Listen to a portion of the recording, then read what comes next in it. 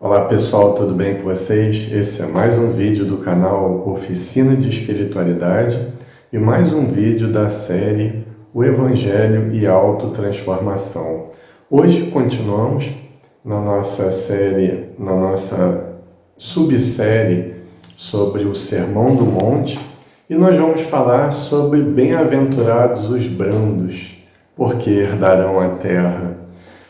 Alguns especialistas, sobretudo se nos remontarmos à Bíblia de Jerusalém, falarão que esse versículo é apenas uma glosa do anterior, ou seja, um resquício, um fragmento do bem-aventurados os pobres de espírito. Mas nós não vamos descer a esse submundo, por assim dizer, do estudo mais aprofundado sobre as Escrituras. Aqui nós vamos simplesmente fazer uma interpretação espírita e, sobretudo, psicológica a respeito desse versículo, sobre a mansidão que conquista a terra. Mas, em primeiro lugar, nós temos que, logicamente, definirmos o que é a mansidão.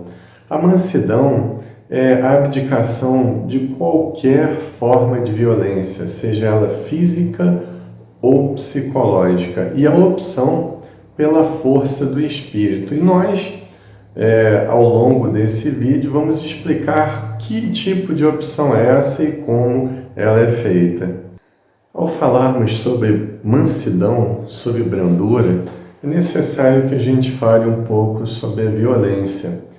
Antes de mais nada, como espíritas, temos que dizer que a violência não é decidida pelo corpo, pela química corporal ou pelos neurotransmissores no cérebro. Não importa qual abordagem materialista nós demos, mas sabemos como espíritas que ela é gerada pela falta de experiência evolutiva de um espírito. Então, no começo da evolução, a violência é praticamente toda física, ou seja, nós tentando sobrepujarmos o nosso adversário à busca de comida, à busca de abrigo, à busca de acasalamento, essas situações básicas, tanto da nossa fase evolutiva e principalmente em fases anteriores da nossa evolução. Com o passar do tempo, essa violência física, ela vai se transformando em algo mais burilado, em algo mais aperfeiçoado, que seria a violência intelectual. E essa violência intelectual, como ela pode ser taxada, como ela pode ser encarada? Primeiro, como indiferença. A indiferença ao sofrimento alheio, apesar de saber que o outro está com dor, o outro está sofrendo, você ter determinada indiferença por aquela pessoa. E eu digo uma pessoa que esteja próxima, não uma pessoa que esteja talvez muito longe, né? Que essa é até uma questão muito interessante de nós abordarmos hoje em dia, né? Porque o mundo está tão próximo através das redes sociais, através da internet, mas nos concentremos aqui nessas faces da violência. O espírito Lázaro, ele, no capítulo Bem-aventurados os brandos e os pacíficos, no Evangelho segundo o Espiritismo, ele nos diz que essa violência intelectual, ela também pode ser identificada através da cólera, que ela é gerada por uma simples comparação que uma pessoa fez com um colérico e outra pessoa. Ou seja, ao ser comparado com alguém, tamanha é a convicção narcisista que essa pessoa possui de ser melhor ou melhor em alguma coisa, que ela fica extremamente ofendida de ser comparada a alguém. E essa violência intelectual, ela vai gerar um fenômeno também muito comum em todas as épocas da humanidade e que hoje em dia já começa a ser questionado, que é a injustiça social. Não a diferença social, porque essa, por razões financeiras, econômicas e, sobretudo, por razões evolutivas, existe e tem que existir, ainda vai existir durante muito tempo em nosso planeta. Eu falo da injustiça social, aquela que priva o indivíduo do básico para a sua vida, do básico para ele chegar onde tem que chegar, do básico para a manutenção do seu próprio corpo físico. E o Espírito Lázaro também, nessa oportunidade, ele nos chama a atenção para a falsa brandura, para a falsa doçura, para a falsa afabilidade. Ele fala sobre a paz como um verniz social apenas, como uma convenção para ganharmos tempo ou para sermos convenientes, para ganharmos pequenas coisas em nossas relações sociais. E essa paz é gerada pela hipocrisia. E essa brandura, esse pseudo-comportamento pacífico, ele é gerado pela hipocrisia. E essa hipocrisia vai nos trazer muitos problemas no futuro. Isso, problemas internos, né? Tanto externos a nós, problemas sociais, quanto problemas internos, e principalmente esses. O Espírito Lázaro, ele usa uma expressão muito interessante, chamado os politicamente corretos, que são tiranos na sua família, que são tiranos no seu trabalho, que não sabem se comportar na posição de comando, imaginando e buscando, refletindo sobre as necessidades dos outros, os tiranos da família que acham que podem viver a vida pelos familiares. E o Espírito Lázaro, ele nos deixa um pensamento de profunda reflexão para nós dentro desse tema. Diz ele o seguinte, que a obediência é o consentimento da razão e a resignação é o consentimento do coração. Ou seja, para você ser obediente, você tem que entender o porquê que você tem que obedecer. E para você ser resignado diante de alguma coisa, o teu coração tem que estar te dizendo que aquilo é bom para você. E o Espírito Lázaro diz, ambas são forças ativas e não passivas. Ninguém deve obedecer de forma passiva e ninguém deve ser resignado diante de uma injustiça também de forma passiva. Tudo tem que haver o consentimento da razão e também do coração. Portanto, essa verdadeira mansidão não é só o ato de não ser violento fisicamente ou psicologicamente, mas também consentir dentro de si mesmo algo relativo à obediência e algo relativo à resignação. É uma questão de intenção. Qual a sua intenção ao ser brando diante de uma determinada situação? Ao ser brando diante da ignorância de alguém, da cólera de alguém, do ressentimento de alguém ou da explosão emocional de raiva de alguém.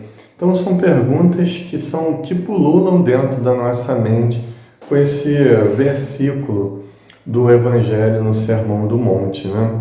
Então a gente vai adiantando-se mais um pouco no assunto para começarmos a falar agora naqueles que herdarão a terra. Quem são aqueles que herdarão a terra? Em primeiro lugar, o que é herdar a terra? Severino Celestino, no seu livro Sermão do Monte, muito bem lembra a respeito daqueles que não conseguem entender esse posicionamento do herdar a terra porque não admitem a chave da reencarnação. A chave da reencarnação que nos remete a uma experiência contínua de vidas e vidas de aperfeiçoamento até que nós possamos aproveitar estágios superiores de evolução nesse planeta ou em outros também que possamos vir a reencarnar de acordo com o nosso nível evolutivo. Mas tem se falado muito em mundo de regeneração. E esse mundo de regeneração será dos brandos e dos pacíficos, não dos covardes, não daqueles que têm medo de lutar pelos seus direitos, não daqueles que, fingindo ser pacíficos, se omitem diante das suas obrigações familiares, sociais e, sobretudo, psicológicas. Obrigação no sentido de dever. logicamente. Então, esses brandos e os pacíficos que herdarão a terra são aqueles que tomam suas decisões baseadas na não violência, mas não na omissão. E esse assunto é recorrente na obra de Allan Kardec, quando ele nos chama a atenção, dizendo que o mal só prepondera no planeta Terra ainda pela timidez dos bons.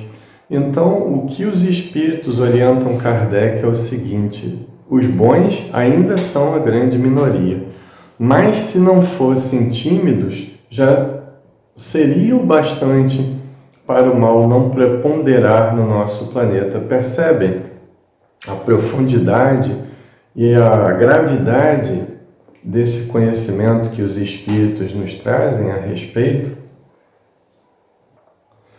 E nós podemos, inclusive, usar a simbologia cristã da cruz, né, para nos orientar nesse assunto. O horizontal representando aquilo que a gente precisa viver no mundo da matéria, mas o vertical simbolizando aí aquilo que a gente precisa viver aqui na matéria para quando voltarmos ao mundo espiritual. Então, o próprio Jesus disse, e nós podemos dar uma acepção a esse versículo também dele, quando disse: dai a César o que é de César e a Deus o que é de Deus. Ou seja, viver na matéria, mas não pela matéria, buscando a verticalidade das coisas espirituais, da transformação moral, buscar ascender na sua própria evolução. E aí nós podemos pensar o seguinte: onde estão as grandes conquistas? Onde o Império Romano e todos os grandes impérios que já passaram pelo planeta Terra, todos eles se dissolveram, porque eram plantas que não foram plantadas pelo Pai, como dizia Jesus. Eram fases da evolução necessárias de acordo com o nível evolutivo que possuímos naquele momento da Terra, mas que se dissolveram com o próprio tempo e darão lugar a organizações sociais muito mais justas e compassivas, misericordiosas. E a partir dessa visão da conquista, essa violência física passa a não ser mais uma defesa, passa a não ser mais um sinônimo de força, mas de fraqueza espiritual. E a verdadeira força é a força do Espírito, é a mansidão, é a humildade, é a paciência verdadeira, é o perdão cultivado com o consentimento da razão e do coração, como diz lá o Espírito Lázaro. E a partir daí nós vamos formar uma nova mentalidade a respeito do que é ser brando, do que é ser manso nesse planeta Terra, ainda onde o mal prepondera. Isso tudo tem muito a ver com sentimento de posse, com apego. Aliás, que o próprio Huberto Roden, um ator que eu gosto muito de falar a respeito de seu lado filosófico, ele diz o seguinte a respeito da verdadeira posse, né, da verdadeira propriedade, melhor dizendo.